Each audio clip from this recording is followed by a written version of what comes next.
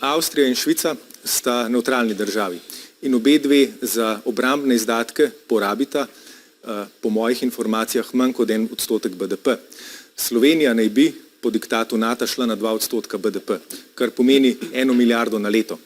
1 milijardo na leto bomo zmetali v orožje, medtem ko nam manjka denar za stanovanja, pa za bolnice, pa za infrastrukturo, pa za domove za starejše in tako naprej. In drugič, ko pravite, treba je izdatke za orožje povečati, glejte, članice NATO danes skupaj 20krat več investirajo v oboroževanje, kot investira Rusija.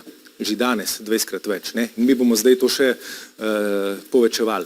In kako si predstavljam obrambo države? Mislim, da če nas kaj uči ukrajinska izkušnja, je to, da formalna vojska ne pomaga prav veliko.